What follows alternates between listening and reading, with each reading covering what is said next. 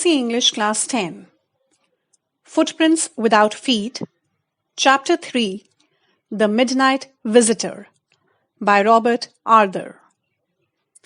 Introduction. The story is about a secret agent, Ossible, who has spent a quiet, uneventful evening with a writer named Fowler. Fowler had come to him hoping to get a good story. He thought that a secret agent's life would be full of adventure, but he was pretty much disillusioned. However, as soon as they enter Ossible's room, some thrill is already awaiting them in the form of an unexpected visitor. How Ossible gets rid of his unexpected midnight visitor proves his expertise as a secret agent and adds spice to an otherwise dull evening. Characters in the story: Ossible, a seasoned detective who doesn't really look like one; Max, a spy who is the uninvited midnight visitor; and Fowler, a young writer and Ossible's guest. Chapter summary and progression. Fowler, a young writer, is visiting Ossible, a seasoned detective. He is looking forward to some excitement. After an uneventful evening, he realizes that Ossible was very unlike any detective that he had read or heard about. Ossible was fat, sloppy, had a heavy American accent, and lived on the 6th floor of a gloomy hotel. But as soon as they enter Ossible's room, the thrill begins. Max, an enemy spy, is already in the room with his gun pointed towards Ossible. Despondently, Ossible complains about the balcony stretching from the neighboring room to his window, which had become a constant cause of misery and unwanted visitors. Max is surprised at the mention of balcony, as he had taken all the trouble to get a passkey made. They still have time, 31 minutes to be precise, for the papers to arrive for which Max had come there. Suddenly, there is a knock at the door. Ossible tells Max that it must be the police, as he had instructed them to check on him with the important papers coming in. The knock is repeated and Max becomes uneasy. Ossible tells him that as the door was unlocked, the police would surely enter whether or not he answered the door. Max tries to find a place to hide. Thinking of balcony as the best option, he jumps out from the window. As he jumps out, he screams. Fowler is surprised when a waiter enters, serves the drinks, and leaves. He wonders where the police is and what would happen when Max would come back from the balcony. That is when Ossible tells him that there was no balcony. Synopsis. This story is about a detective who defies the stereotype. Ossible, a sloppy, fat man with short height and thick accent, proves to be a detective par excellence. A young writer, Fowler, goes to meet him to get some inspiration for his next story. But he ends up spending a quiet, uneventful evening with Ossible. However, when they reach Ossible's room on the 6th floor, an unwelcome visitor, Max, is already present in the room. Max is standing, pointing a gun at Ossible.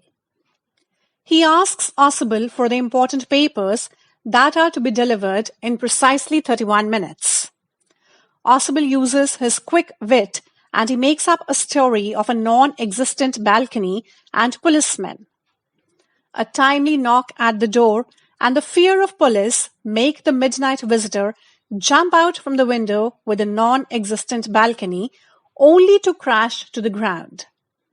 Thus, Ossible outwits his enemy, saves the important papers, and provides the much-wanted excitement to the young writer Fowler. Let us take a look at the question answers. Question number 1. How is Ausable different from other secret agents? Answer. Ausable did not fit any description of a secret agent. He was a sloppy, fat man and lived in a small room in a musty corridor on the top floor of a gloomy French hotel. Despite living in Paris for over 20 years, he could speak French only passably and carried a heavy American accent. He used to receive messages via telephone instead of dark-eyed beauties getting him his messages. Neither was he a tall, handsome guy, nor did he have a romantic, adventurous life. So, he was definitely different from other secret agents. Question number 2. Who is Fowler and what is his first authentic thrill of the day? Answer. Fowler is a young writer who comes to meet Ausable. Perhaps he is looking for some adventure to pen down. He is bored sitting with Ausable in a music hall as no adventure or romantic encounters happen.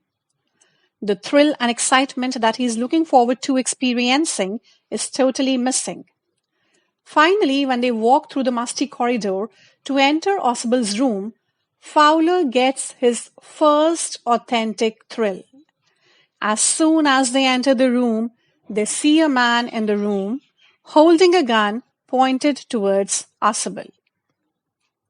Question number 3.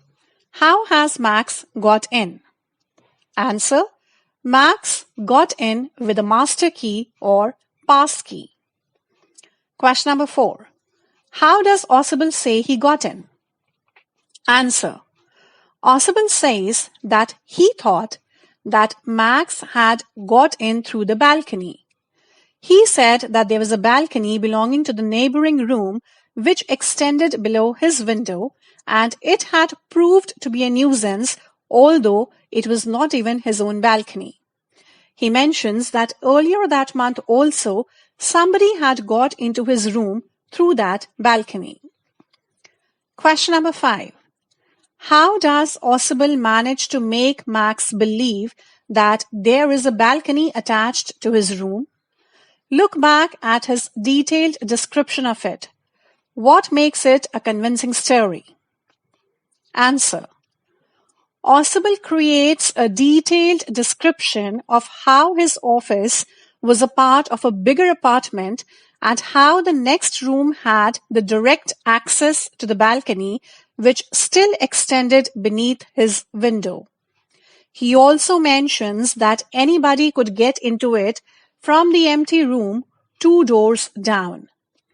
To add weight to his statement, he affirms that somebody else had also broken into his office through that balcony earlier that month. Ausable's calmness, despair, and irritation combined with all the details make it a convincing story for Max. Last question, question number 6. Looking back at the story, when do you think Ausable thought up his plan for getting rid of Max? Do you think he had worked out his plan in detail right from the beginning? Or did he make up a plan taking advantage of events as they happened? Answer. Ausable may be a fat and sloppy creature, but he is incredibly clever and quick-witted. The moment he saw Max in the room, he hatched up the plan of the imaginary balcony.